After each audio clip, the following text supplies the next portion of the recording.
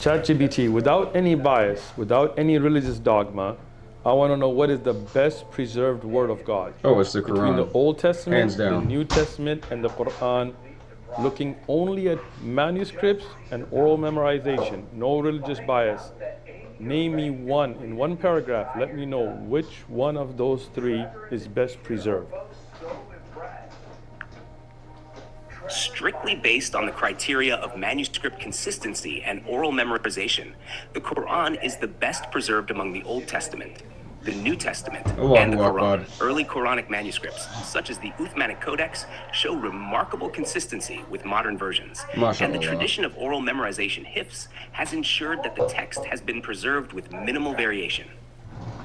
While the Old and New Testaments have rich manuscript histories, they contain significant textual variations, and oral memorization does not play as central a role in their preservation. Alhamdulillahi Thus, the Rabbil Quran Alameen. is considered the best preserved in terms of both manuscript integrity and oral transmission.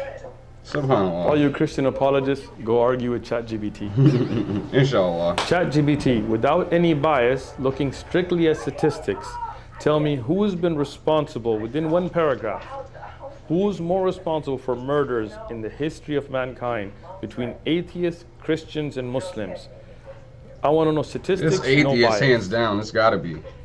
Looking strictly at statistics and historical data, atheist regimes in the 20th century, particularly under leaders like Joseph Stalin and Mao Zedong, are often considered responsible for the highest number of deaths, with estimates ranging between tens of millions to over 100 million due to political purges, forced famines, and repression. That's crazy.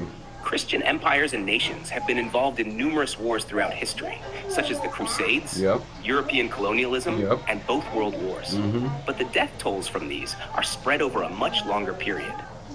Muslim empires and states have also been involved in many wars, particularly during the early Islamic expansions and various later conflicts.